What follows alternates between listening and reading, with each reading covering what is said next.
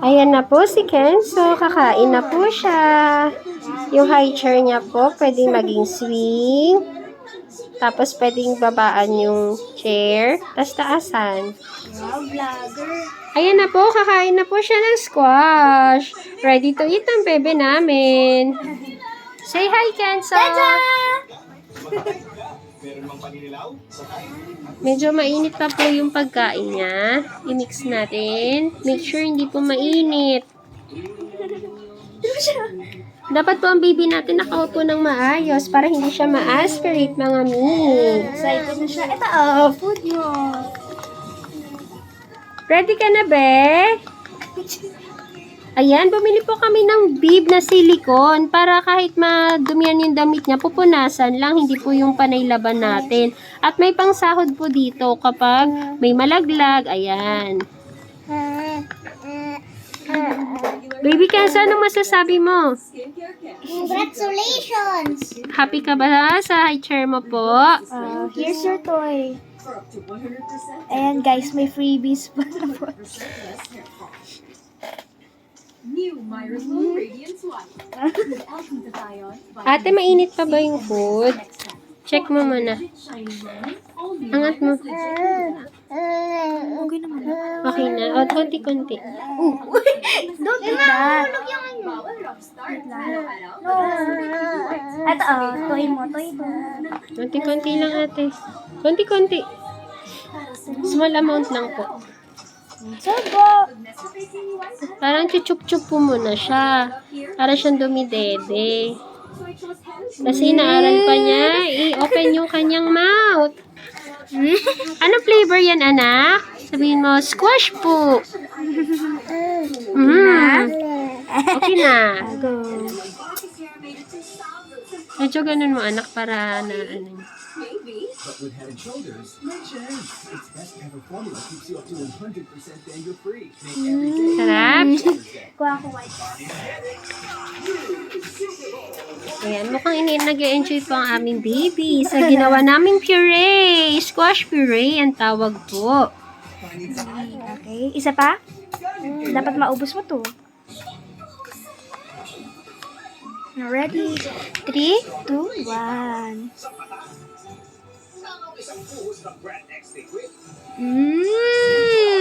So mga mi, sa next vlog namin, tuturuan namin kayo kung paano gumawa ng puree ni baby. Lalo na 6 months old na siya, kailangan niya na mag-start mag-solid foods. Mami, post mo sa TikTok ha. Parang Ito Mimo high chair, binili lang namin to sa TikTok shop. Meron din sa Shopee.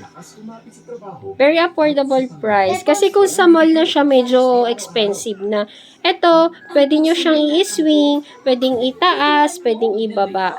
Matibay po siya mga mi. May kasama na din siyang foam. Tapos pwede mo din tanggalin to. para pwede mag-sleep si baby.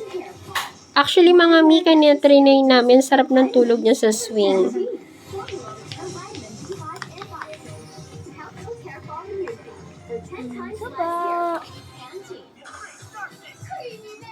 Masarap, be? Sarap gawa namin ni Mami at Daddy. Ha? Ang cute niya.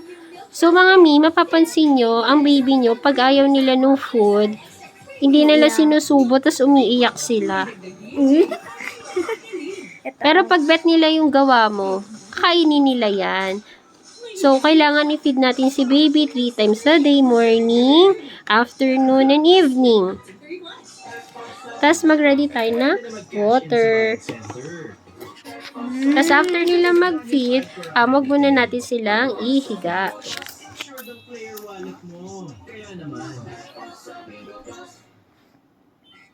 Ayan na mga mi, sarap na sarap ang baby Kenzo namin.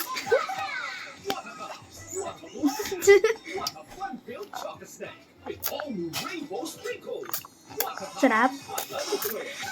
Go.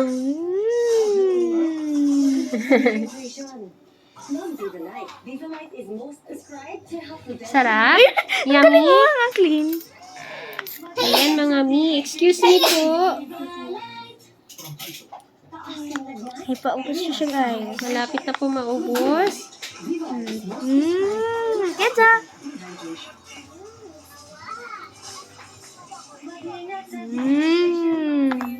Grabe.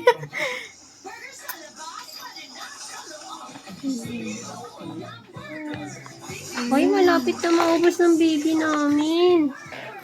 Konti na lang. Ba't kita lusot? Hindi yan. Ready? 3, 2, 1. Ayan po, nag-i-enjoy ang kanyang ate Riley. Meet ate Riley na aming panganay.